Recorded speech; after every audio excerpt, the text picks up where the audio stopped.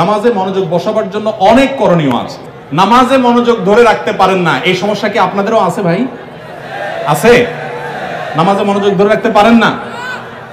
আজকে আমি আপনাদেরকে নামাজে মনোযোগ ধরে রাখার জন্য কয়েকটা টিপস, কয়েকটা পরামর্শ দিয়ে যেতে চাই, এবং আমি নিজে এগুলোর উপরে আমল করে আলহামদুলিল্লাহ ফল পেয়েছি, পরীক্ষিত। এরকম আমলগুলোর মধ্যে 1 নম্বর হলো, ভালো করে শুনেন, 1 নম্বর হলো চোখের হেফাজত করবেন। চোখের, মোবাইলে বা বিভিন্ন ভাবে চোখ দিয়ে হারাম জিনিস দেখেন, মেয়েদের ছবি দেখেন, ফিল্ম দেখেন, নাটক দেখেন, বিভিন্ন হারাম জিনিস দেখেন, এটা আপনি বন্ধ করেন। পরীক্ষামূলক 1 মাসের জন্য আপনি একটু চোখের রোজা করেন, আত্মনিয়ন্ত্রণে করার চেষ্টা করেন। যেই পুরুষ নিজেকে নিয়ন্ত্রণ করতে পারে না, সে আবার কিসের পুরুষ, সে আবার কিসের যুবক? নিজেকে নিয়ন্ত্রণ করার চেষ্টা করেন, এবং চোখের হেফাজত যদি আপনি করতে পারেন, আমি আপনাকে লিখিত দিতে পারি, টানা যদি আপনি দীর্ঘদিন আপনি এই কাজটা করেন, ইনশাআল্লাহ আপনি নামাজ এবং যে কোনো ইবাদতের স্বাদ পাবেন। শুরু করবেন অন্তত।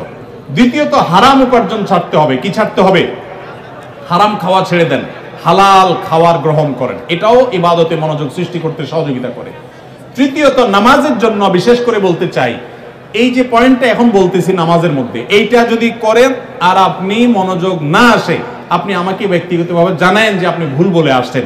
আমি আলহামদুলিল্লাহ এটার উপরে নিজে 100% উপকারিতা পেয়েছি, অনেকের পরামর্শ দিয়ে তাদের মধ্যে উপকারিতা পেয়েছি। সেটা হলো নামাজের টাইমিংটা বাড়িয়ে দেন, অর্থাৎ দীর্ঘ সময় নিয়ে নামাজ পড়েন। আপনার 4 রাকাত নামাজ পড়তে 5-6 মিনিট সময় লাগে, বা 6-7 মিনিট সময় লাগে, আপনি এটাকে ডাবল করে দেন, এবং সূরা ফাতিহা পড়ে একটু অপেক্ষা করে অন্য সূরা পড়েন, একটু সময় নেন। একইভাবে রুকুতে গিয়ে একটু লম্বা সময় ধরে তাসবিহ, সাধারণত আপনি 3 বার তাসবিহ পড়েন, এবার আপনি 6 বার 7 বার পড়েন, 9 বার পড়েন, আরো বেশি করে পড়েন, একটু সময় বেশি নেন। রুকু থেকে উঠেই আবার সিজদা যান সব সময়, আজকে সেটা করেন না। রুকু থেকে উঠে একটু দাঁড়ান, একটু অপেক্ষা করেন, একটু দেরি করেন। নবী সাল্লাল্লাহু আলাইহি ওয়াসাল্লাম রুকুতে যে পরিমাণ সময় থাকতেন, রুকু থেকে উঠে দাঁড়িয়ে তার কাছাকাছি, কারিবা মিনহু হাদিসের ভাষ্য, তার কাছাকাছি থাকতেন, অথচ আমরা রুকু থেকে উঠেই দৌড় দিই। তো আপনি উঠে একটু অপেক্ষা করেন, দাঁড়ান, অন্য সময়ের চাইতে ডাবল সময় দাঁড়ান। এভাবে যদি প্রত্যেকটা কাজ আপনি সময় নেন এবং ধীরে ধীরে করেন, ইনশাআল্লাহ বিইذনিল্লাহ আপনি নামাজের মধ্যে মনোযোগ দেখতে পাবেন। 3টা গেল। 4 নম্বর হলো নামাজের মধ্যে যে সূরা কেরাতগুলো পড়েন, এই যে আজকে আমরা 3 কুল সম্পর্কে আপনাদেরকে বললাম, নামাজের দোয়াগুলো, সূরাগুলো, কেরাতগুলো, এগুলোর অর্থটা বোঝার চেষ্টা করবেন। তাহলে নামাজের ভিতরে ওই অর্থের কথা আপনার মাথায় আনতে পারবেন, আপনার মনোযোগ ধরে রাখতে পারবেন।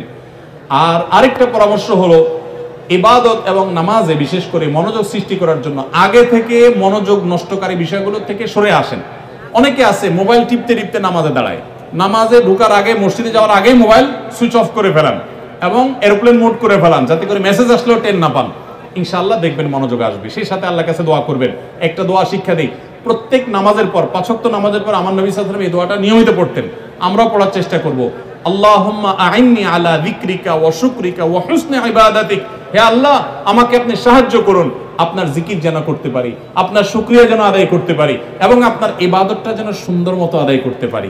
এই দোয়াটা 5 ওয়াক্ত নামাজের পরে অর্থ সহকারে বুঝে পড়বেন, ইনশাআল্লাহ আপনার নামাজে আপনি মনোযোগ ধরে রাখতে পারবেন। আল্লাহ আমাদের সবাইকে তৌফিক দান করুন। নামাজের মজা এমন এক জিনিস ভাইরা, আমাদের নবী সাল্লাল্লাহু আলাইহি ওয়াসাল্লাম রাতে যখন নামাজে দাঁড়াতেন, পা ফুলে যেত, রুকুতে যেতেন না, এত সময় ধরে কিরাত পড়তেন, মজা পাইতেন। আর আমাদের কাছে নামাজটা এটা বোঝা, পড়ে শেষ করতে পারলে আমরা বাইরেতে পারলে জান বাঁচে, কারণ মজা পাই না।